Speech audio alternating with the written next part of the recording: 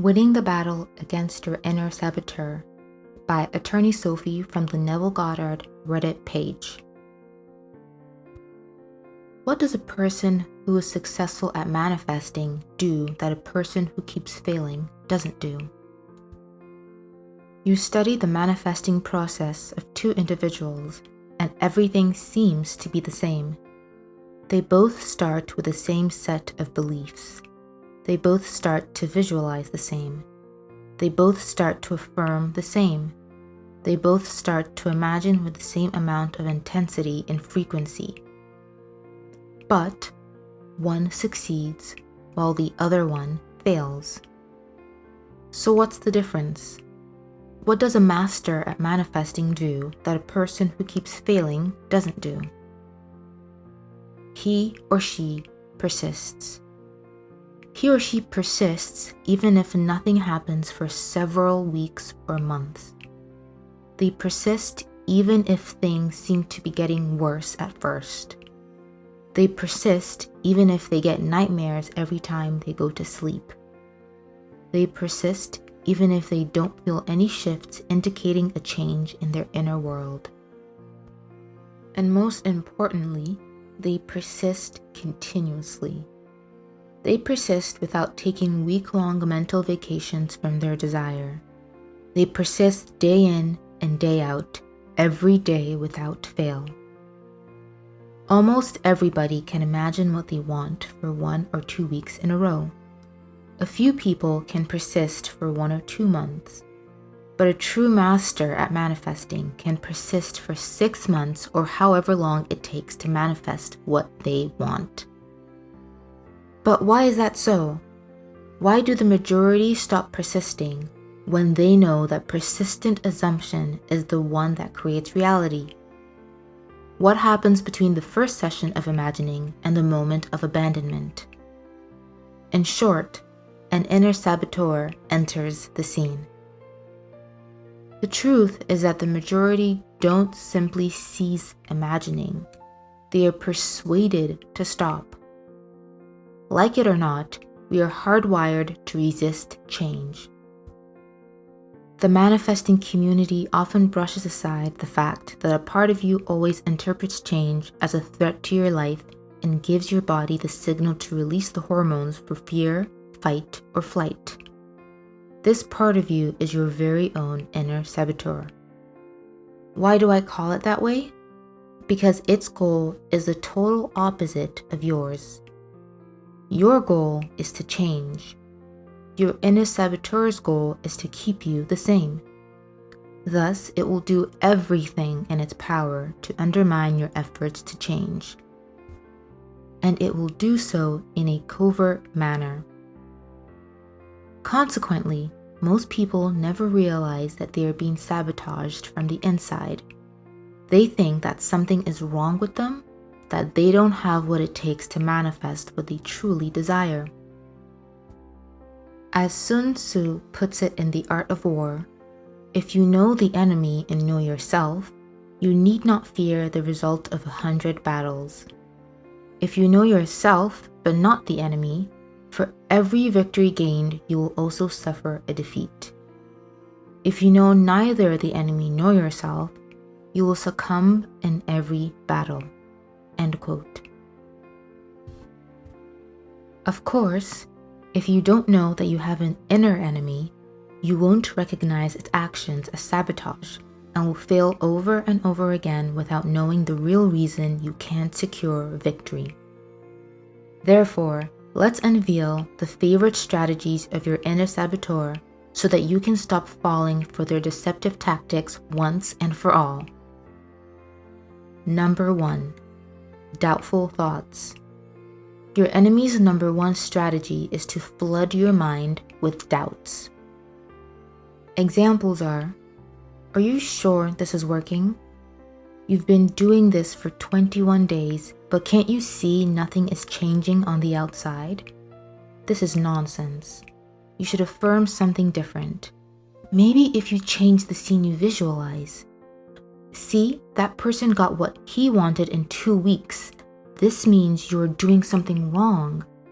You've already tried every method under the sun. let's give up now. Don't you feel so tired?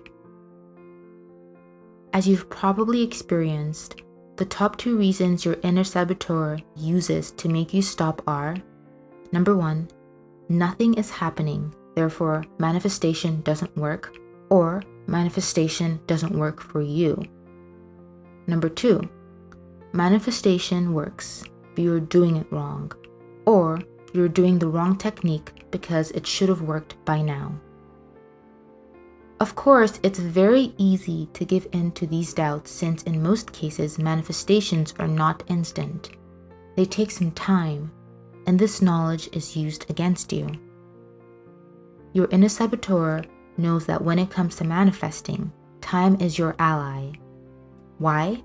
Because once you have invested enough time entertaining a new belief, assumption, or thought to make it dominant, you must change.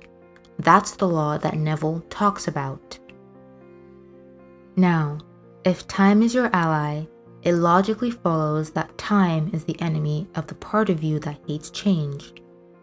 Therefore, your inner saboteur's number 1 mission is to make you stop investing time in your new belief or assumption or thought so it can never be dominant and trigger a change.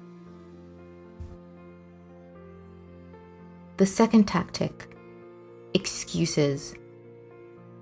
A sneaky way your inner saboteur tries to convince you to stop imagining is by arming you with excuses why you don't have the time or energy to focus on your desired outcome. Examples are: you had such an exhausting day. You surely don't have the bandwidth to recite affirmations at this hour. There is so much going on at work and at home right now. Let's put a pause on this manifesting thing. You obviously cannot visualize when you have a cold. Your number 1 priority is to get well now. You are finally on holiday. This is the time to enjoy yourself. You can affirm a week later. Since these excuses always sound valid and logical, many people fall into the trap of listening to them. First, they only skip a day. Then, one day quickly becomes 2. Next, they realize they haven't invested any time into their new belief, assumption, or thought for a couple of months in a row. Third tactic, nightmares and negative feelings.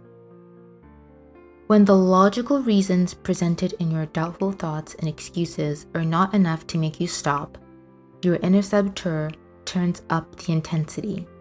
It starts to target your emotions. It does so by either, number 1, showing you your deepest fears and insecurities come alive in a lifelike setting, aka nightmares. Or, number 2, by releasing hormones during the day that make you feel all kinds of negative stuff, such as anger, sadness, irritability, etc. These are not pleasant experiences. They are also a lot harder to dismiss than doubtful thoughts and excuses because they insinuate that something negative will happen to you if you don't stop. In reality, the opposite is true. Your desired change is about to happen. That's why your inner saboteur needs to fight you even harder. Fourth tactic, undesirable circumstances. If you haven't thrown in the towel by now, your persistence may be tested by undesirable circumstances. These can either be, number 1, related, or number 2, unrelated to your desired change. Experiencing the total opposite of what you want, e.g., acne flaring up when your desire is clear skin, is a prime example of the former, while having a sucky day, e.g., appliances breaking down, getting sick, people cutting you off in traffic, etc., is the epitome of the latter. Now, your power lies in your response to these sabotage attempts. Do you let them make you doubt manifesting? Do you let them make you conclude that you are doing something incorrectly? Do you let them make you scared? Do you let them make you think that if you continue, something bad will happen to you? But most importantly, do you let them make you cave in and stop imagining what you want? Most people do. Many people let their inner saboteur win, over and over again. Consequently, they never experience those big changes they want so much. They keep going in circles, never comprehending that they need to imagine day after day, despite having doubts, despite suffering from nightmares, and despite experiencing undesirable circumstances. They keep going in circles, never grasping that all the time they spend researching the meaning of their bad dreams and anxiousness is time not invested in creative imagining. They keep going in circles, never recognizing that doubts, excuses, nightmares, negative feelings, and undesirable circumstances are part of the game, and the task is not to eliminate them, but to learn how to respond to them. Albert E.N. Gray said, "We've got to realize right from the start that success is something which is achieved by the minority of people and is therefore unnatural and not to be achieved by following our natural likes and dislikes, nor by being guided by our natural preferences and prejudices." I'll say that again.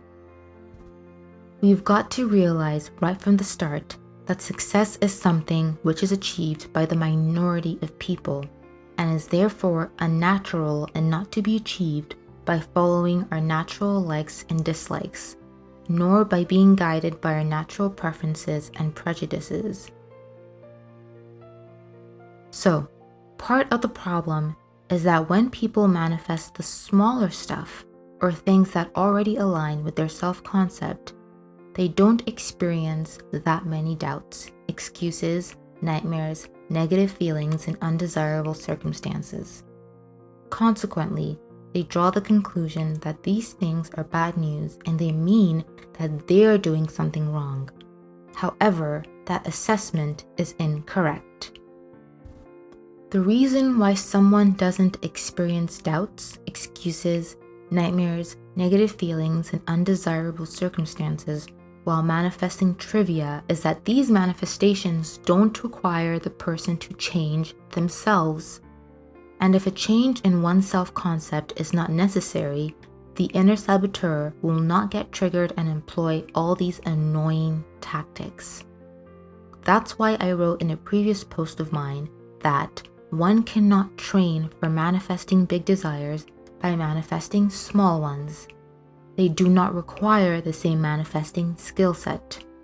While manifesting trivia is a fun way to remind yourself of your power, it is not sufficient to master patience, persistence, and consistency to realize your biggest desires.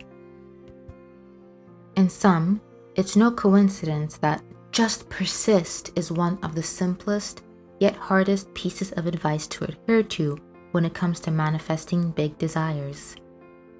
Your inner saboteur has many different ways to derail you. On the other hand, there is only one way to persist: continuing firmly in a course of action in spite of difficulty or opposition.